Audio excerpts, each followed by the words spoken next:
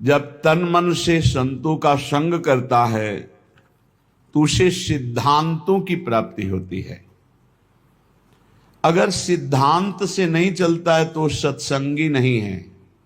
सत्संगी और सांसारिक में इतना ही अंतर है कि सांसारिक पुरुष की मन बुद्धि में जैसा आया वैसा कर बैठता है, और सत्संगी उसके मन बुद्धि में जब कोई बात आती है तो उसको प्रमाण खोजता है। ये गुरु आज्ञा के अंतर्गत है कि नहीं है, ये शास्त्र आज्ञा के अंतर्गत है कि नहीं है। अगर नहीं तो वो नहीं करेगा, है तो भी करेगा। तो फिर उसका अध्यात्म में प्रवेश हो जाएगा। इसीलिए कह रहे हैं यहां सिद्धांत कि प्रथम होई हरि कृपा तब ही श्रद्धा उपजावे, साधु संग में प्रीति बढ़े, पुनि सद्गुण गावे। सबसे पहले हरि की कृपा हुई कि मनुष्य देह मिला। दूसरी कृपा हुई कि हमारी श्रद्धा भगवान और भगवान के भक्तों में हुई। ये भगवान की तरफ से मिली श्रद्धा है। इस श्रद्धा से जब हम संतों का संग किया, भगवत प्रेमी महाजनों का, तो उनके चरणों में हमारी श्रद्धा प्रीति बढ़ी, भगवान से भी अधिक। सातों सब मोहिमय जग देखा, मोते अधिक संत कर लेखा। बड़े श्रद्धावान भाग्यवान वो महत जन हैं जिनके हृदय में संतों के प्रति भगवंत से भी बढ़कर आदर है।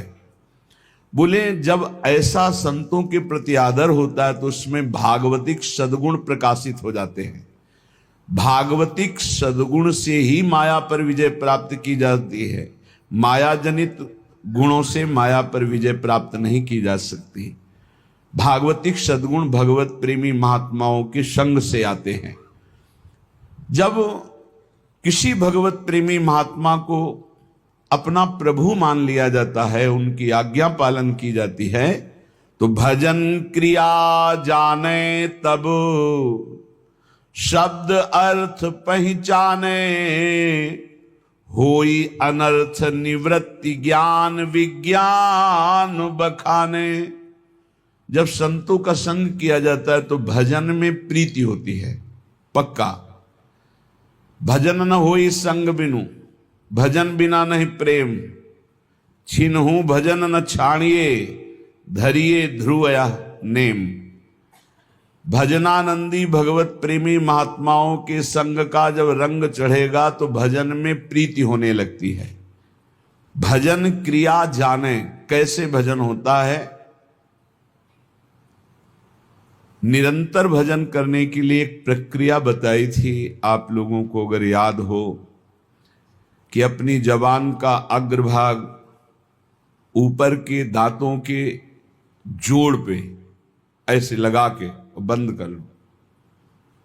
अब मंत्र चलाओ, नाम चलाओ, तुम्हारी मौन स्थिति रहने लगेगी और निरंतर मंत्राकार वृत्ति। पर यह अभ्यास से होगा, एक दिन में नहीं हो जाएगा। देखो ऊपर के जो दांत हैं उनके जोड़ में ऊपर मसूड़ों के पास अपनी जिह्वा का अग्रभाग मोड़ कर लगाइए और ओठ बंद कर लीजिए।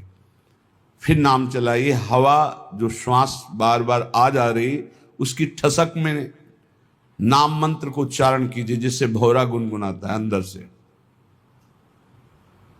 भौरा गुनगुनाता है अंदर से, चल रहा है। इसको थोड़ा और जब ऊपर तालु के कर देते तो इसे खेचरी मुद्रा कहते हैं। इससे जो रस निकलता है वो बहुत पवित्र होता है, अंतःकरण को बहुत शीघ्र निष्पाप कर देता है। पर ये विषय पुरुष नहीं कर सकता, उब जाएगा थोड़ी देर में। अगर ये प्रक्रिया बनी रही तो आपको बोलने की हिम्मत नहीं रहेगी। कोई बात करेगा तो जहर जैसा लगेगा कि मंत्र छूट जाएगा अगर इससे बात करेंगे। प्रारंभिक दशा में बहुत निरंतर भजन करने के लिए ये प्रक्रिया हमारे काम आई। पूर्व में ये बहुत काम आई। तभी हमसे पूछा जाता था, तुम्हारे वाणी है, तुम बोल लेते हो? ऐसी स्थिति में रहते थे। यहां वृंदावन में जिस आश्रम में रहते थे, 8 महीना हो गए होंगे किसी से राधे श्याम नहीं बोले थे। तो उन्होंने एक दिन कहा, महात्मा तुम बोल लेते हो, तुम्हारी जबान है? तो हम कहा जी, यहां किसी से आप राधे राधे नहीं करते, जरूरत नहीं। जब राधे से राधे राधे हो रही तो और राधे राधे क्या करना है? अच्छा, क्योंकि अब वो जो जिस स्थिति में वहीं की बात समझेगा, आगे का तो समझेगा नहीं।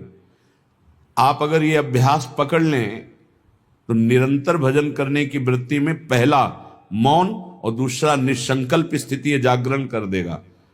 और जो आपके अंदर अधिक रस, अधिक मात्रा में रस निकलेगा जबान के नीचे से, इस प्रक्रिया से निकलता है। और ऊपर कर ले खेचरी मुद्रा में तो अमृत जैसा रस निकलता है, बहुत दिव्यता आती। भूख प्यास पर विजय प्राप्त करने की सामर्थ्य इसी रस से आती है। ये यौगिक क्रिया है। ऐसे करके ये मुद्रा है, शांत, आंख खुली है, बंद, मंत्र चल रहा है। देखो आप कर सकते हो, आप लोग किए, मंत्र चला रहे हैं, एकांत में इस क्रिया को करके देखना। भजन क्रिया जाने तब शब्द अर्थ पहचाने। ये आप साधारण मत समझना, जो आपको नाम मिला है, मंत्र मिला है, इसका अर्थ प्रकाशित होता है। इष्ट देव, जैसे जैसे आपका मंत्र चलेगा, आपके हृदय में द्रवण क्रिया होगी। उस द्रवण क्रिया में सबसे बड़ी सावधानी है कि किसी से प्रियता ना होने पावे, नहीं हटा नहीं पाओगे। द्रवण क्रिया में यदि किसी से प्रियता हो गई तो छाप लग जाएगी, हृदय द्रवित होता है मंत्र जपने से, ध्यान रखना। उस समय किसी से भी अपनापन ना होने पावे। किसी से अपनापन हुआ तो इतने जोर का होगा कि उसे मिटाने के लिए फिर और डट के भजन करना पड़ेगा। हृदय में जब द्रवण क्रिया हो, ऐसा बावरापन चढ़े, तो उसे बिल्कुल बाहरी उदासी रखना चाहिए, किसी से प्रियता नहीं, तो सीधे इष्टाकार वृत्ति होती है, सारे अनर्थों का नाश हो जाता है। जो पाप कराने वाली प्रवृत्ति है, वासना, और जो पाप, दोनों का, बोले होई अनर्थ निवृत्ति। जब साधु संग हुआ तो साधु संग से, गुरुजनों के प्रताप से भजन करने की पद्धति पता चली, कैसे भजन निरंतर किया जाता है। उससे हमारे हृदय में भजन का अर्थ प्रकट हुआ। उस अर्थ से सारे अनर्थ की निवृत्ति हो गई, पाप प्रवृत्ति, पाप, इनका नाश हो गया। तो बोले होई अनर्थ निवृत्ति, और जहां अनर्थ निवृत्ति हुई तो ज्ञान विज्ञान बखाने, अंदर ज्ञान जागृत हो गया। विज्ञान, जो ज्ञान हुआ उसका अनुभव हो गया उसे, थोथा ज्ञान नहीं केवल वाणी वाला, अनुभव में आ गया, क्योंकि भजन है। ज्ञान विज्ञान बखाने, फिर निष्ठा इष्ट विषय बढ़ गए, मन निश्चल होई, छिन छिन रुचि उपजाई, नेह जग के सब खोई। अपने इष्ट की निष्ठा उसके हृदय में इतनी बढ़कर जागृत हो जाती है, अब कोई भी लाभ हानि प्रलोभन उसको अपने इष्ट से अलग नहीं कर सकता। निष्ठा इष्ट विषय बढ़ के, मन निश्चल होई, मन अपने आराध्य देव के चरणों में निश्चल हो गए, हट ही नहीं सकता। फिर छिन छिन रुचि उपजाई, अपने आराध्य देव में प्रतिपल ऐसी प्रीति उमगी कि देह कुटुम ते जाए, छूट सब ही विधि ना तो, नेह जग के सब खोई। शरीर संबंध, शरीर के भोग संबंध, शरीर के और रिश्ते नाते संबंध, ये सब झूठे हैं, ये अनुभव होने लगा। तो होई तबे आसक्ति, प्राणपति नयनन झलके, गद गद पुलकित अंग प्रेम रस भीनी पलके। अपने प्रिया प्रीतम में अत्यंत आसक्ति प्रकट हो गई। वो आसक्ति इतनी जोर की कि प्रिया प्रीतम नेत्रों में विराजमान हो गए। अब तो कभी वो गदगद कंठ होकर पुकारता है, कभी रोता है, सदैव कपोल उसके गीले रहते हैं। प्रेम रस भीनी पलके स्वप्रकाश निज भाव प्रकाशे तन मन माही। प्रेमी प्रेम निकेत प्रेम परसी पर छाही। जे भी प्रिया प्रीतम का साक्षात्कार हुआ कि उसे अपने सहचरी वपू का दर्शन हो गया, प्राप्ति हो गई। स्वप्रकाश निज भाव प्रकाशे तन मन। सहचरी भाव का मन मिल गया, सहचरी भाव का तन मिल गया, सहचरी भाव मिल गया। भाव देह और भाव मन दोनों की प्राप्ति हो गई।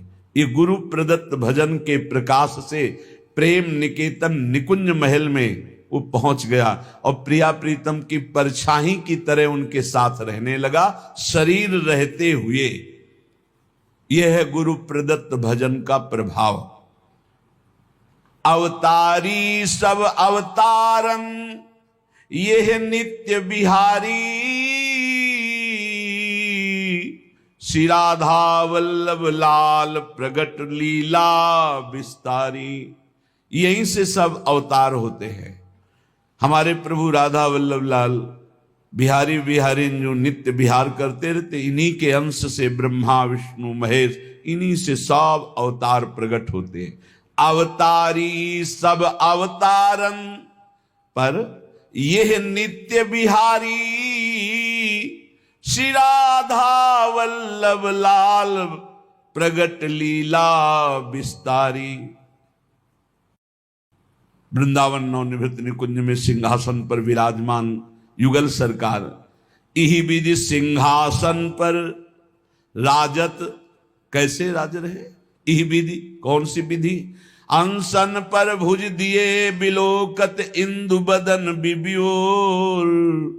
करत पान रस मत परस्पर लोचन त्रसित चकोर। नौ किशोरी नौ किशोर गलवैया दी हुई एक दूसरे को देख रहे। इही विधि सिंहासन पर राजत रूप निहारे। गौर श्याम अभिराम कोटि मन मथ लखिवारे। ऐसे सुंदर हमारे प्रिया प्रीतम हैं कि करोड़ों काम की छवि न्योछावर है इन पर। अब करोड़ों काम की छवि तो कह दी गई और आपने सुन ली। एक काम पूरे त्रिभुवन को बिना प्रकट हुए अपने अधीन किए हैं। अगर प्रकट हो जाए तो इतना सुंदर है कि त्रिभुवन में काम से सुंदर कोई है ही नहीं।